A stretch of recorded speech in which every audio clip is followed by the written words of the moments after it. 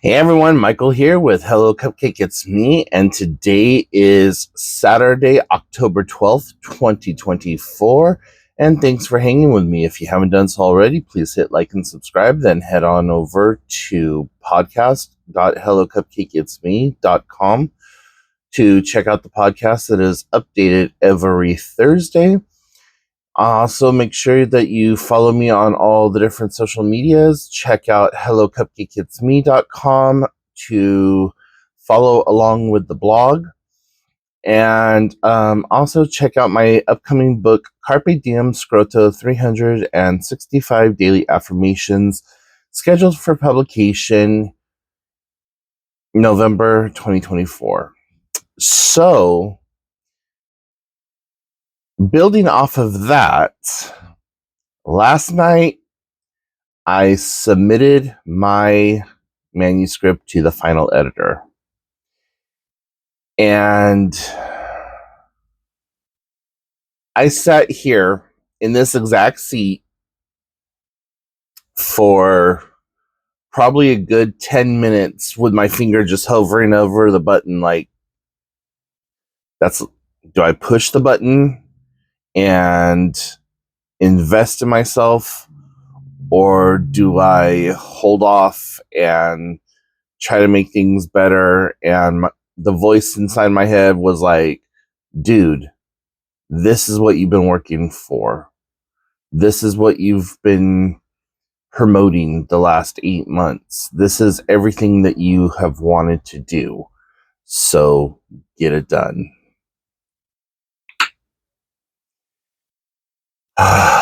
Guys, I am freaking nervous. This right here is a file folder of all of the conversations that I've had with the editor, our terms of agreement, how long it's going to take him to get it done, what I can expect, what comes with it. I have up to like 5 revisions, and I am just like so damn excited. I'm nervous, excited, scared, and just like, whoa. I mean, it still doesn't feel real. And I don't think that it's going to feel real for quite some time. Probably not until I have the book in my hand is when it's probably not going to feel real, or like start to feel more real, is when I'm able to get on here and be like, guys, look, here's my book. So yeah, I'm really excited about this, and it's a big step. So got everything pretty much taken care of. The next thing I got to do is buy my ISBN number.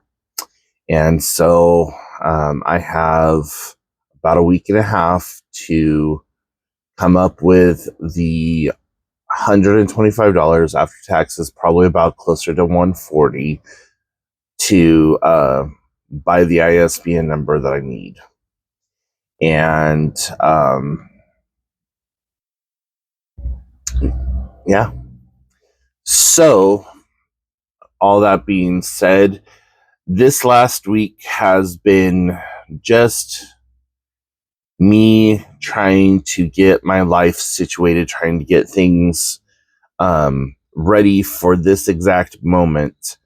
And on the podcast, I mentioned having kind of an emotional breakdown in the middle of the grocery store. So I'll elaborate on that a little bit more. If you haven't watched that, please go check out the podcast. It's it's the latest episode, which I think is season 2, episode 38. So, anyways, I am technically a state or mandated state reporter because I maintain my peer counseling certificate or whatever. Because I'm a certified peer counselor, I am also a state mandate reporter. And I have a lot of emotional and psychological traumas that I'm still dealing with from childhood. And there are some things that you just do not do and you do not say around me that you are utilizing as punishments for a child.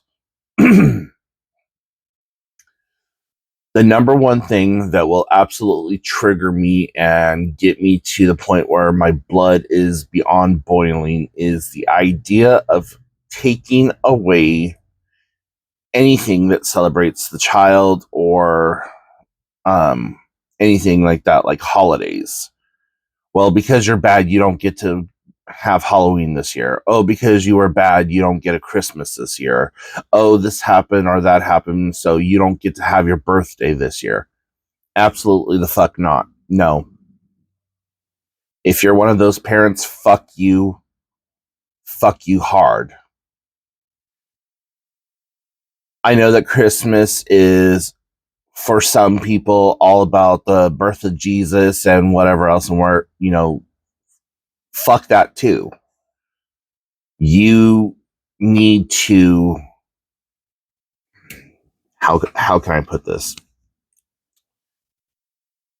Regardless of what the holiday is and what it signifies to you and your family or even the community,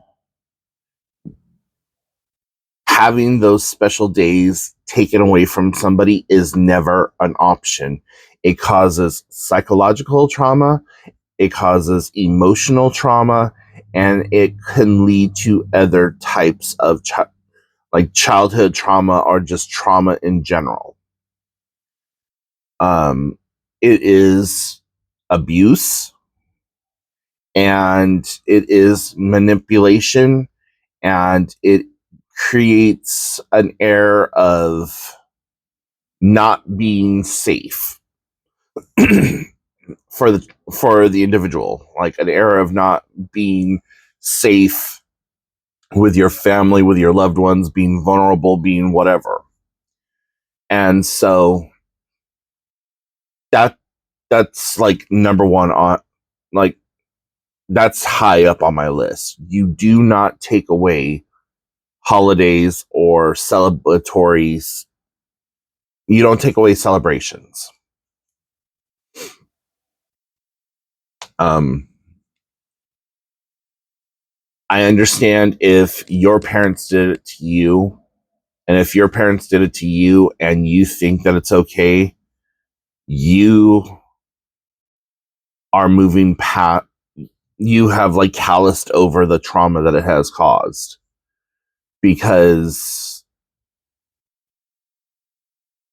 for kids that really don't have much, or for kids in general, we're not going to talk about socioeconomical whatevers, but for children who still believe in Santa Claus, for children who may be getting bullied at school, for children who are stuck in the middle of their parents' bullshit because one parent thinks the other parent is crap, the other parent thinks the other parent is crap, and whatever else, and they're stuck as a pawn in the game between the two of them.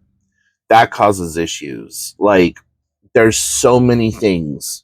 And it's not woke agenda. It's not like, it's not anything. It's not people being snowflakes. It's none of those hot topic terms. It's literally a cycle and a pattern of abuse that goes on and on and on and on, and it needs to stop. So, anyways, the second part of this that caused me to have a absolute visceral trigger was that the child was stealing food. Regardless of whatever, You do not steal food. If a child is sneaking food or stealing food, that is because there's an insecurity there. They're not getting enough to eat, or they're not liking what is prepared for their meal. And so they're not eating their meal like they should. So they are eating when no one is looking. If there's fruit snacks and stuff like that, and you have there's 3 or 4 children, well, one child may sneak into the kitchen and take 3 or 4 additional snack packs and ferret away in their room with it. And that's not greed. That's not jealousy. That's something that brings that person comfort. And instead of arguing and yelling and trying to punish this person for wanting a little extra for themselves, high on the list. High on the list.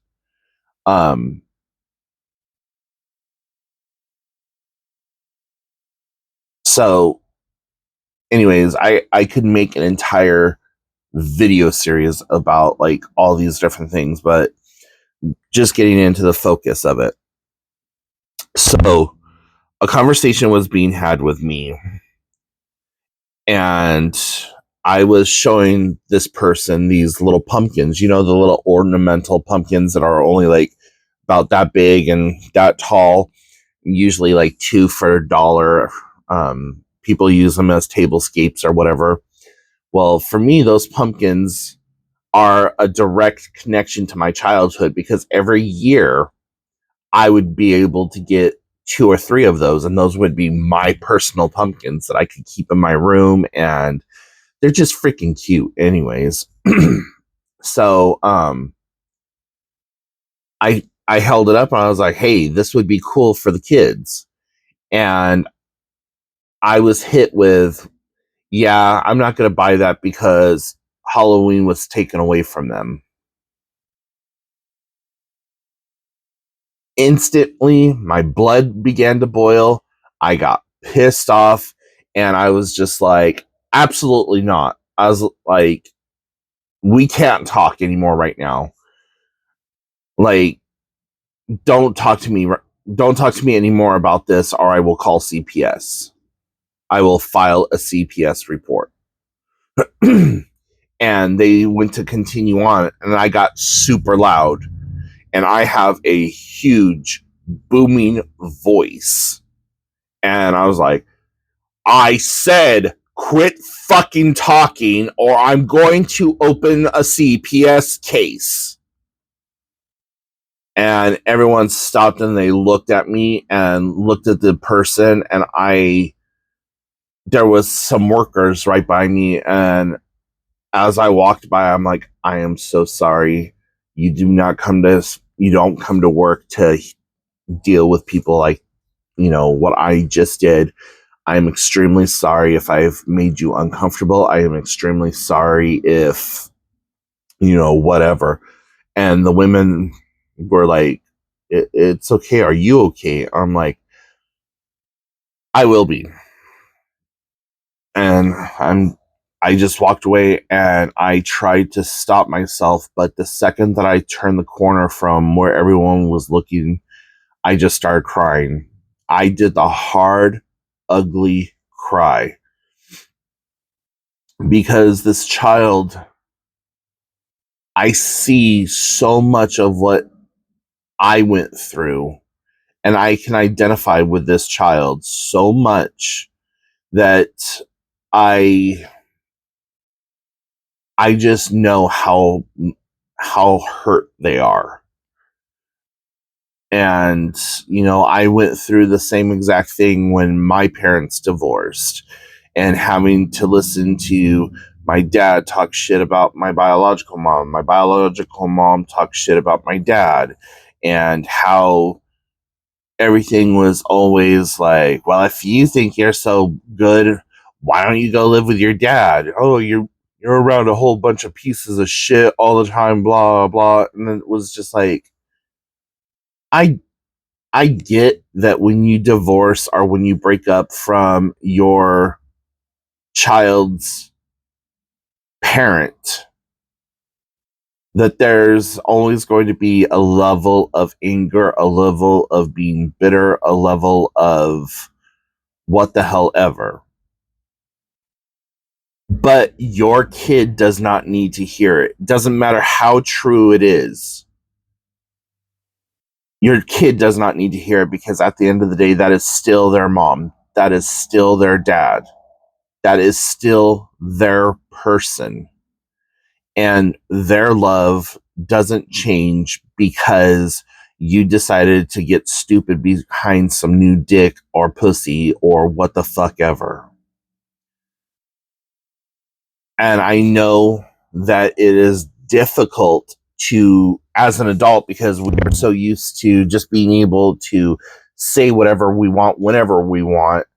But, when there's little ears around, that has to stop.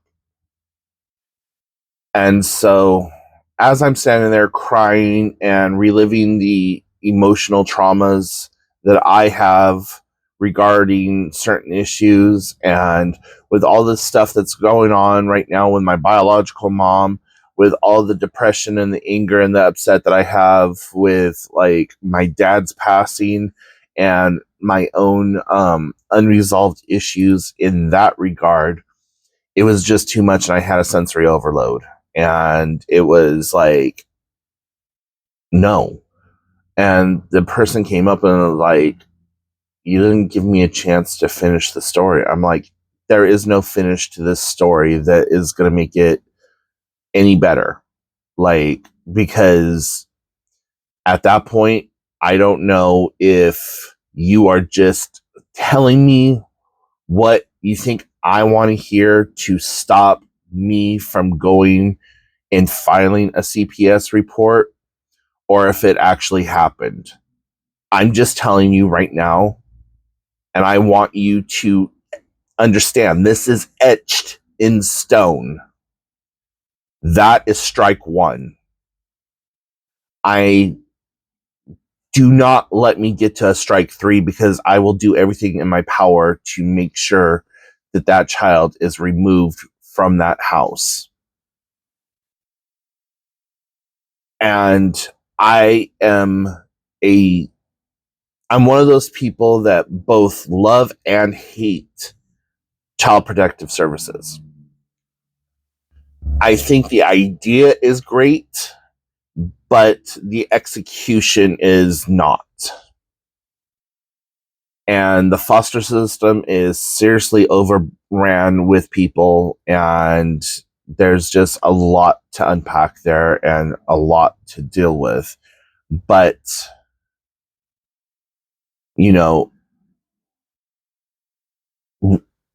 the cycle of abuse, the cycle of trauma, the cycle of neglect has to stop somewhere.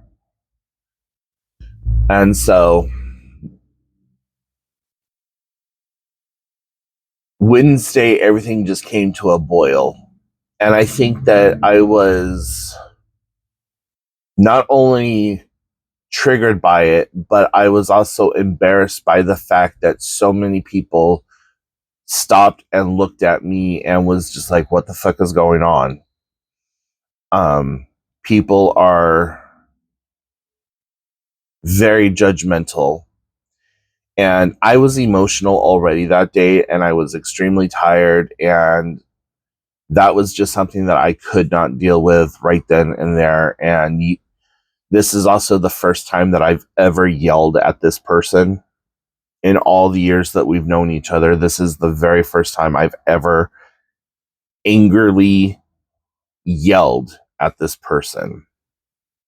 So I had a whole slew of emotions, but at the end of the day, I feel good about it, because it's one of my boundaries that I set for myself, that I'm not going to not call bullshit when I see bullshit.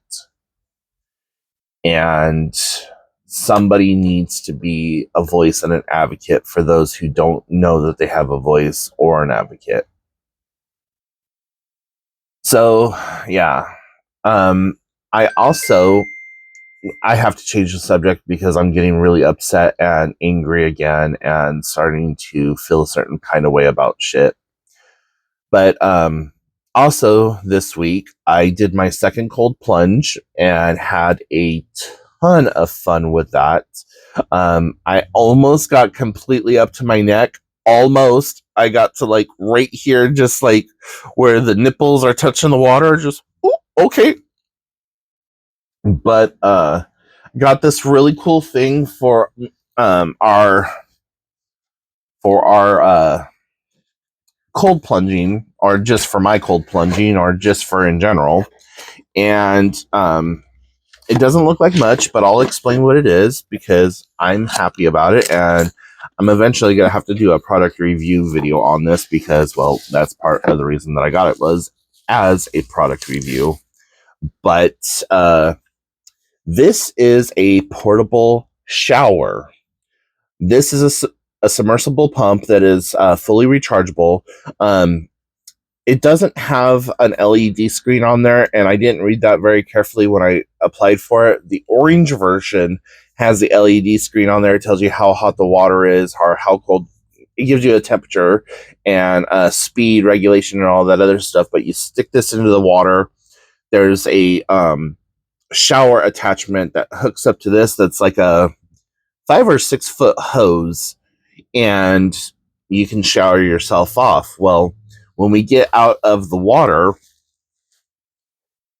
we have a gallon or two of hot water waiting for us on the side of the shore, and we get ourselves taken care of the best we can on the sides of our cars.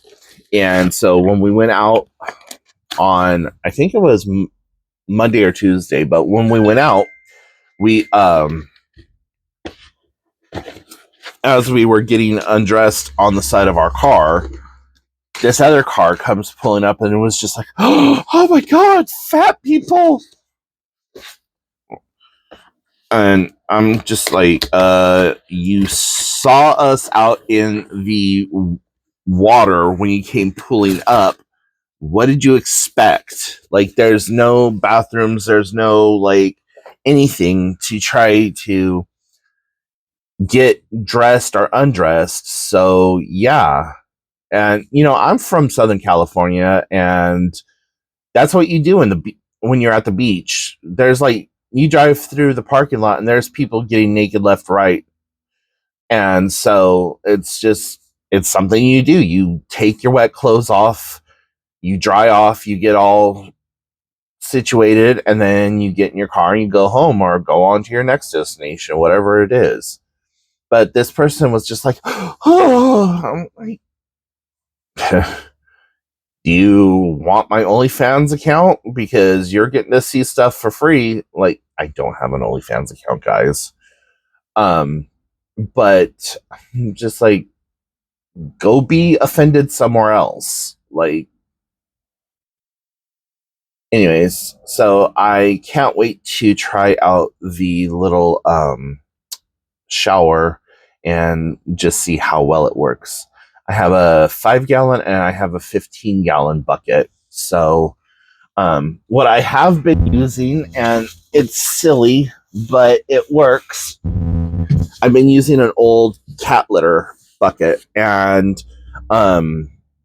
this is a number 2 plastic, which means that it's food safe. And I got it all cleaned out. There's nothing left in it, and I fill this full of hot water. I fill it up to like right about here with tap water, and then the rest of it with boiling water, and it works out really well. So now that I got the little shower, I'm gonna see how well that works out, and just kind of go from there. So Yeah, a lot of stress, a lot of triggers, a lot of everything this week. But I hope it's been a lot better for you. And there is so much more that I could talk about, but I think I'm going to cut it off for now. So if you have any questions, comments, concerns, put them in the comment section down below. Please go check out my book, cdsthebook.com. If you feel inclined to do so and would like to send me a donation, you'll find links there, or you can shoot me an email directly at Hello Cupcake It's Me, or shoot me an email directly to Hello Cupcake It's Me at gmail.com, or you can send it to my book email, which is cdsthebook at outlook.com. I think, no, it's cdsbook at outlook.com. I'm sorry, I don't use that email as much as I should, but either way, Hello Cupcake It's Me at gmail.com or cdsbook at outlook.com. So, yeah, anyways, I will talk to y'all later. Have a great weekend. Bye.